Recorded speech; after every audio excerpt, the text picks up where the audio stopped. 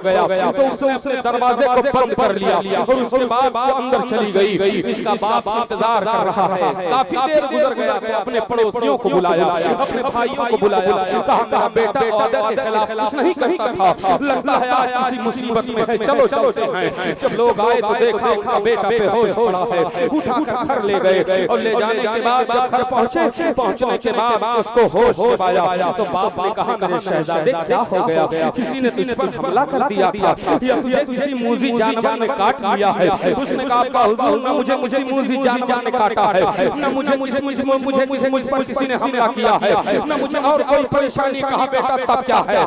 उसने सारे बातों को बता दिया और सारे बातें को सुना दिया। हुजूर मुझे एक औरत ने बरगला लिया था, मुझ पर शैतान गालिब आ गया था, मैं गुनाह करने वाला था, मैं ज़िना के करीब पहुंच गया था, मगर कुरान की ये आयत याद आ गई तो मैं अल्लाह के फजल से बच गया। इतना कहा और चीख निकली नौजवान की, खौफ इलाही से उसका दिल फट गया और इंसान उस नौजवान का इंतकाल हो गया। जब नौजवान का इंतकाल हो गया तो बाप के बूढ़ी आंखों में आंसू आ गए, रोने लगा, बुढ़ापे का सहारा चला गया, फरमाबरदार बेटा चला गया। तदफीन के लिए फौरन इंतजाम करो। कब्र खोदी गई और उसके बाद उसी वक्त उसके जनाजे को पढ़ा गया, रात में दफना दिया गया।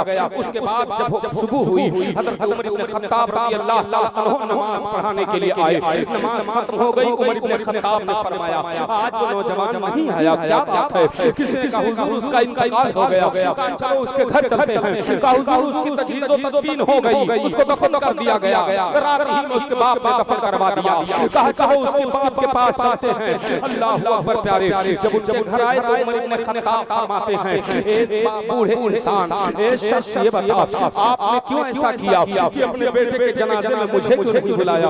उन्होंने कहा या अमीरुल मोमिनीन आराम का वक्त था इसलिए आपको मैंने नहीं बुलाया, हमने समझा कि आराम में खलल होगा।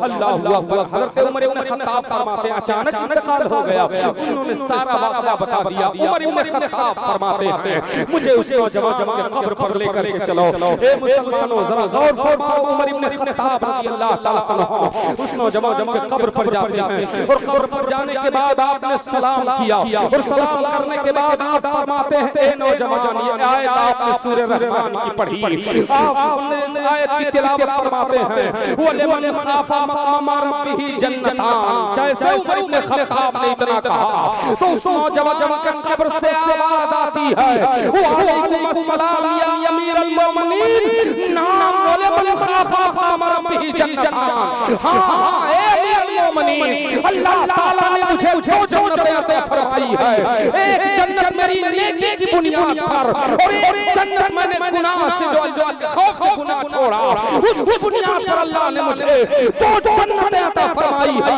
उमर इब्न खत्ताब उसी कब्र पर बैठ गए और जमीन से तिनका उठाकर रोने लगे और फरमाते हैं अर्ज़ करते हैं लोगों काश उमर की मां ने उमर को न पैदा किया होता, उमर एक तिनका होता जिसे हवा ले जाती, जिसे आग चला देती। कहा ए लोगों अगर खुदा ने हमसे हिसाब मांग लिया तो हम उमर मुसाफ को मैदान क़यामत में कैसे देगा? उमर इब्न खत्ताब रज़ियल्लाहु ताला अन्हु इतना रोए कि रावी कहते हैं कि आपकी दाढ़ी मुबारक तर हो गई और आपकी दाढ़ी मुबारक से आंसू के कतरात जमीन पर टपके वहां की मिट्टी तर हो गई। इस कदर खौफ खुदा से रोए। ए मुसलमानों नफ्स के आप पैरवी ना करो, नफ्स की मुखालिफत करो। यही वजह है कि रसूल करीम सल्लल्लाहु अलैहि वसल्लम एक जंग के मौके से जब जज़ियान इस्लाम लौटे तो आका अलैहिस्सलाम ने इरशाद फरमाया ए अल्लाह के ए मेरे सहाबियों अपने अपने घर जा रहे हो, उसके हां हुजूर जा रहे हैं। मेरे आका अलैहिस्सलाम इरशाद फरमाते हैं मेरे सहाबा तुम छोटे जिहाद से लौटे हो, बड़े जिहाद की तरफ जा रहे हो। अल्लाह अल्लाह इतना सुनना था सहाबा रुक गए और रुकने के बाद अर्ज़ करते हैं या रसूल अल्लाह फ़िदा अबी व उम्मी, ए मेरे आका मेरे माँ बाप पर कुर्बान हो जाएं। सरकार बड़ा जिहाद कैसा, हम अभी तो जिहाद से लौटे हैं या रसूल अल्लाह, इससे बड़े जंग और कौन होगी, इससे बड़ा जिहाद और कौन होगा या रसूल अल्लाह। दुश्मन हमारे मुकाबले में था, दुश्मन की तलवार हमारी गर्दन पर थी या रसूल अल्लाह, उनके भाले हमारी तरफ थे या रसूल अल्लाह, उनके नेज़े हम पर चल रहे थे, उनकी पर्चियां हम पर बरस रही थी। हम में से कोई शहीद हो गया, कोई जख्मी हो गया, किसी का बाजू कट गया, किसी की उंगलियां जख्मी हो गई या रसूल अल्लाह। इससे बड़ा जिहाद और कौन होगा, इससे बड़ी जंग और क्या है। रसूल करीम सल्लल्लाहु अलैहि वसल्लम इरशाद फरमाते हैं मेरे सहाबा, दुश्मन के मुकाबले में तलवारों तीर के साथ फतह पा जाना ये आसान है मुकाबले से कि आदमी अपने नफ्स पर फतह पा ले, आदमी अपने नफ्स पर कंट्रोल कर ले। आप फरमाते हैं जिसका मफहूम ये है लोगों कि ये मेरे सहाबा, अब तुम अपने बाल बच्चों में जा रहे हो, ऐसी जगह जा रहे हो जहाँ हमारे माँ बाप भी हैं, जहाँ हमारी बीवी है, जहाँ हमारा बेटा है, जहाँ हमारी बेटी है, जहाँ हमारी बहू है, जहाँ हमारा पड़ोसी है, जहाँ हमारा रिश्तेदार है, जहाँ हमारा ब्रदर है, जहाँ हमारा दोस्त है, जहाँ हमारे भाई बाप है। ए मेरे सहाबा, कहीं इनके हुकूक पामाली ना होने पाए, नफ्स को कंट्रोल रखना ये नफ्स इंसान का दुश्मन है। और सुन लो खोल कर, इंसान का सबसे बड़ा दुश्मन जो है वो उसका भाई नहीं है, उसका बाप नहीं है, उसका पड़ोसी नहीं है, उसका रिश्तेदार नहीं है, उसका दोस्त नहीं है। इंसान का सबसे बड़ा दुश्मन जो है कुरान फरमाता है इन्न शैताना लिल-इंसान अदुव्वुन, इंसान का खुला हुआ शैतान है और नफ्स उसी तरफ से है, इसलिए शैतान की पैरवी ना करो। मेरे आला हज़रत जब चलते हैं कोई इंतजार हो जाते हैं लोगों, इसके सामने फरेब में कभी ना आना, इंतजार होते हैं कि ये लोगों को सुनो रज़ा नफ्स दुश्मन हदम में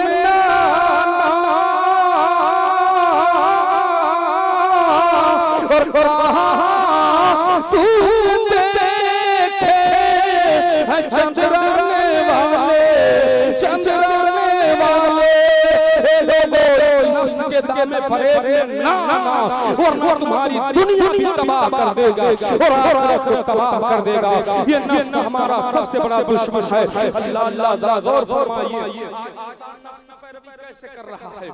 आज देखो नफ्स ने कहा चोरी कर लो, कर लिया, नफ्स ने कहा शराब पी लो, पी लिया, नफ्स ने कहा किसी की बहन बेटी पर अपनी निगाहें उठा दिया। किसी का मामला ये है कि वो शराब में मस्त है, कोई अपने भाई का हक मार रहा है, कोई पड़ोसी का हक मार रहा है, कोई मुसलमान को गाली दे रहा है, कोई अपने भाई पर जुल्म ज़्यादती कर रहा है। ये सब नफ्स परस्ती का मामला है।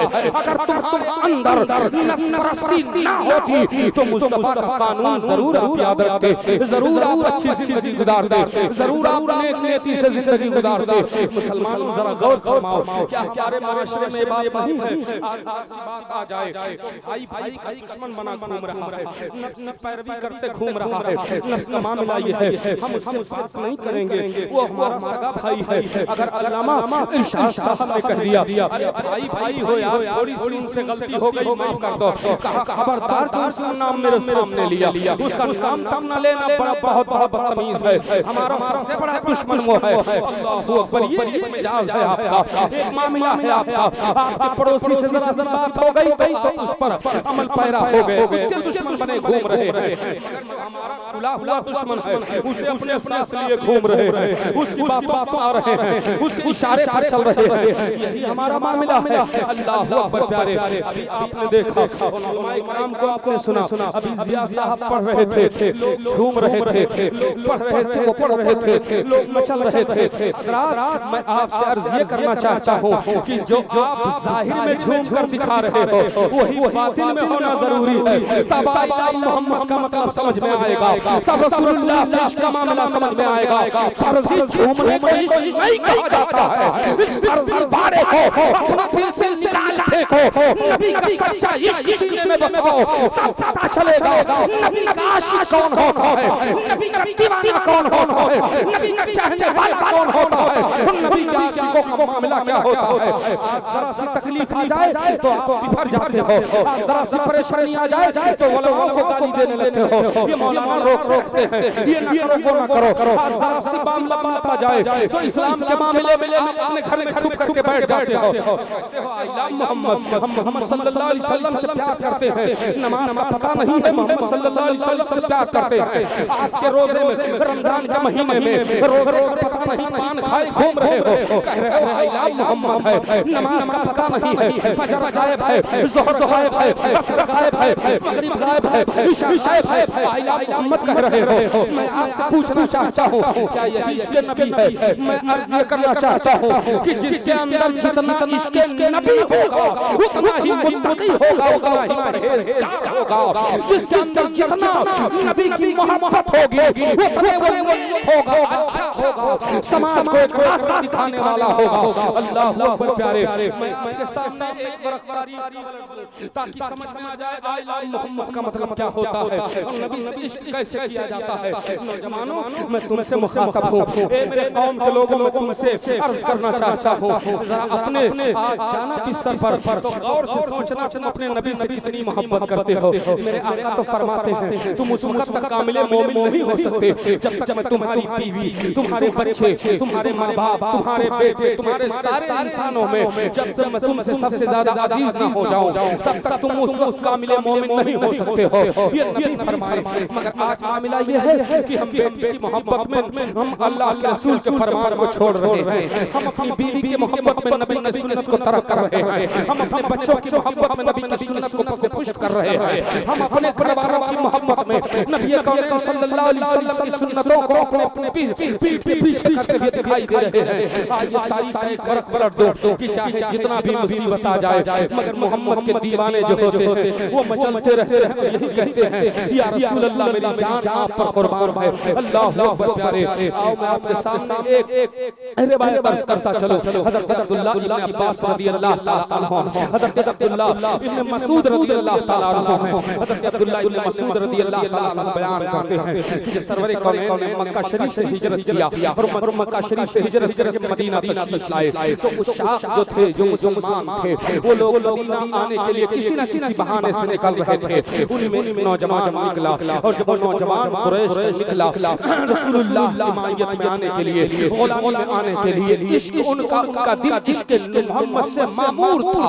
और जब वो निकलते अल्लाह अकबर प्यारे, अल्लाह अल्लाह, तो उनके चचा ने उनको पकड़ लिया, मदीना के करीब वो पहुंच गए थे, उनके खानदान वालों ने उन्हें पकड़ लिया और पकड़ने के बाद उनके हाथों को एक दरख्त से बांध दिया और बांधने के बाद बहुत मारा और जब मारते मारते वो थक गए और ये निढाल हो गए तो उनके चचा ने कहा जाकर के ने कहा ए फला, ए मेरे भतीजे बता अब भी तू मोहम्मद का नाम लेगा। तब तक उसकी आंख खुली नौजवान की और नौजवान कहता है मैं आका अलैहिस्सलाम को दिल दे चुका हूँ, मैं मोहम्मद सल्लल्लाहु अलैहि वसल्लम के गुलामी में आ चुका हूँ, मैंने ला इलाहा इल्लल्लाह मुहम्मदुर रसूलुल्लाह पढ़ लिया है, चाहे जितना जुल्म ढालो मगर मैं अब पलटने वाला नहीं हूँ। अल्लाह अकबर प्यारे, जरा गौर फरमाइए, उनके चचा ने उसको बहुत मारा, बड़ी कोशिशें कर ली मगर नौजवान जब नहीं फिरा तो उन्होंने कहा अच्छा एक काम कर, ये जो इमामा है, जो ये दस्तार तेरे सर पर है, जो ये पगड़ी है, ये मेरे पैसे की है, मेरी मिल्कियत है, इसे दे दे। नौजवान ने उतार कर दे दिया, कहा जो तू लिबास पहने है इसको उतार, ये मेरा है। उसके चचा ने उसके लिबास उतरवा लिया और जब लिबास उतरवा लिया तो उनमें से एक सकी को रहम आ गया, उसने एक बोरिया आपकी तरफ फेंक दिया, टाट फेंक दिया और उस नौजवान ने उस टाट को लिया, उसके दो हिस्से किया और दो हिस्से करने के बाद से अपने सतर को छुपाया और छुपाने के बाद मदीना की तरफ गिरते पड़ते लड़खड़ाते चल दिया और जब मदीना में पहुंच गया लोगों से लोगों सरकार मोहम्मद रसूलुल्लाह सल्लल्लाहु अलैहि वसल्लम कहां है, मुझे उन तक पहुंचा दो। अल्लाह अकबर प्यारे, आप और फरमाइए दीवाना किसे कहते हैं? आइला मोहम्मद का मतलब समझाओ। और जब हकीकत में आइला मोहम्मद का मामला आपके अंदर हो जाएगा तब की दुनिया भी कामयाब होगी, आखिरत कामयाब हो जाएगी। चुनांचे नौजवान गिरते पड़ते पहुंचे रसूल करीम सल्लल्लाहु अलैहि वसल्लम के कदमों में गए, कदमों में सर रख करके रोने लगे, चेहरे पर खून बह रहा है, उनका जिस्म इस तरीके से मारा है उन्होंने, दुर्रों से जिस पर निशान जाहिर है। सरकार फरमाते हैं ये कौन है? किसी ने कहा हुजूर ये आपका कोई दीवाना है, मक्का से हिजरत करके आया है, इसके घर वालों ने बहुत मारा मगर ये आप ही के कदमों में आया। सरकार देखिए इसके लिबास को ले लिया उन लोगों ने। अल्लाह के रसूल ने फरमाया क्या नाम है तुम्हारा? उन्होंने कहा या रसूल अल्लाह मुझे अब्द उज़्ज़ा कहा जाता है। आका ने फरमाया आज से तुम्हारा नाम अब्द उज़्ज़ा नहीं अब्दुल्लाह मैं रखता हूं। जब मैंने अब्दुल्लाह कहा तो नौजवान मुस्कुरा दिया और उठ के बैठने लगा। मेरे सरकार ने अपने दस्ते नबूवत से उसे सहारा दे दिया। नौजवान जब बैठ गए अल्लाह के हबीब सल्लल्लाहु अलैहि वसल्लम ने उनके लिबास का इंतजाम कराया, असहाबे सुफ़ा पर उन्हें ले जाकर उनके दरमियान कर दिया। वक्त गुजरता गया, आगे देखिए अब्दुल्लाह इब्न मसूद जो कहते हैं तमन्ना जो करते हैं कि आका अलैहिस्सलाम के दीवाने का आकर क्या हुआ। असहाबे सुफ़ा में रहने लगे और वहीं अपनी जिंदगी बसर करने लगे, आका की ज़ियारत करने लगे। चुनांचा एक वक्त आया जब तबूक का मैदान कायम हुआ, जंग तबूक हुआ तो उसमें सारे लोग गए। हज़रत अब्दुल्लाह इब्न मसूद कहते हैं मैं भी गया और वो नौजवान भी गया जिनका नाम अब्दुल्लाह रखा गया। सरवर कौनैन सल्लल्लाहु अलैहि वसल्लम के साथ चुनांचे जंग होती रही। एक शब की बात है, सारे मुजाहिदीन अपने अपने खेमे में आराम कर रहे हैं। रात को मेरी आंख खुल गई और जब खुली तो मैंने सोचा कि लाओ सरकार के चेहरे की ज़ियारत कराएं। अब्दुल्लाह इब्न मसूद कहते हैं कि मैं उठा और सरकार सल्लल्लाहु अलैहि वसल्लम के बिस्तर के करीब गया, देखा तो सरकार बिस्तर पर नहीं है। अल्लाह के हबीब जब बिस्तर पर नहीं देखा तो अब्दुल्लाह इब्न मसूद कहते हैं कि मैं अंदर गया, बिस्तर को टटोला, बिस्तर बिल्कुल गर्म नहीं सर्द था, ठंडा था। उन्होंने कहा मुझे बड़ी फिक्र हो गई कि सरकार कहाँ चले गए। फिर उसके बाद उन्होंने वहां से अबू बकर सिद्दीक के खेमे की तरफ रुख किया। अबू बकर सिद्दीक के खेमे में देखा तो अबू बकर सिद्दीक भी नहीं है। वो और गए और घबरा गए ये क्या हो गया। फिर उमर इब्न खत्ताब के खेमे में गए, देखा तो उमर इब्न खत्ताब भी नहीं है, ये और घबरा गए। अल्लाहु अकबर। अब ये परेशानी के आलम में चारों तरफ अब्दुल्लाह इब्न मसूद कहते हैं चारों तरफ निगाह दौड़ाने लगा।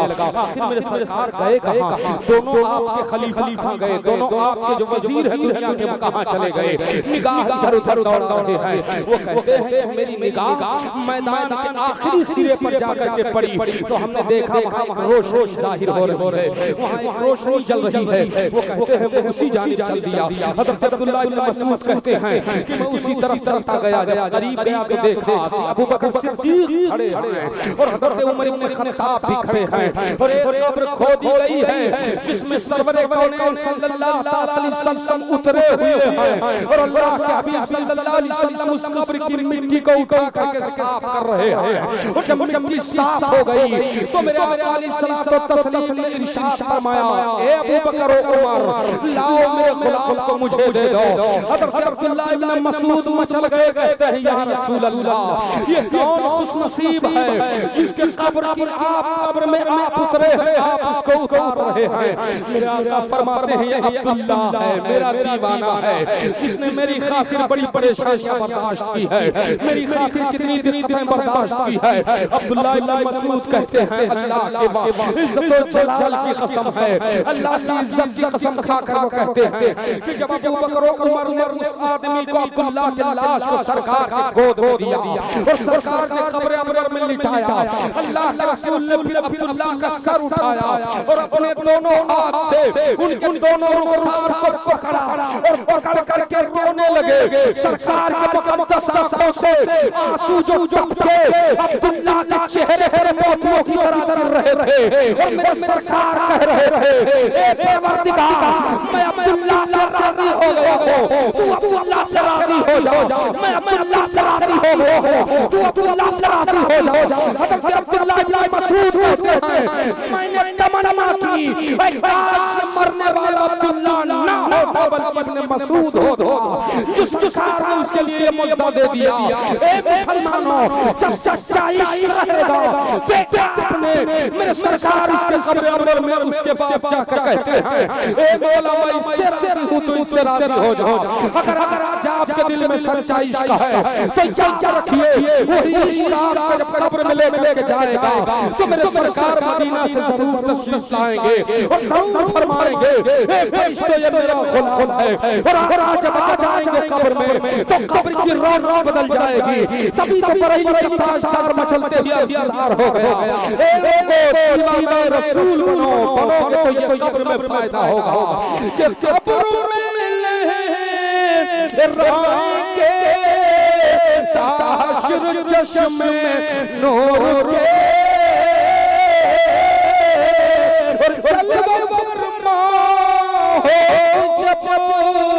तलवत रसूलुल्लाह की जलवा हो जब तलवत रसूलुल्लाह की। ए लोगों नबी के आशिक बनो, ऐसे दिखावे वाले आशिक ना बनो, बल्कि नबी का आशिक जो होगा गुनाहों के करीब नहीं जाएगा, गुनाहों से दूर भागेगा, हद इम्कान बचने की कोशिश करेगा, जानबूझकर गुनाहों के दलदल में नहीं जाएगा। मगर आज उसका बरअक्स नजर आ रहा है, उसके बरअक्स आज हमारा मामला है। हमारी दीवानगी बस उतने वक्त होती है जब कोई नात पढ़ दे, नात का अशार पढ़े छुमाए, नात का अशार पढ़ के आपको खूब मचल मचल के कहे सुभान अल्लाह बोलो। हम मचल के कह दिए, उलमा का खिताब सुनो, इश्क दिल में जागेगा, आपको अच्छा भी लगेगा, आपको बेहतर भी होगा, दुनिया भी बनेगी, आखिरत भी बनेगी। नाते रसूल सुनना इबादत है, मगर उसको सुनो तो उस पर अमल भी किया करो। अमल करोगे तब कामयाबी हासिल होगी। मुसलमानों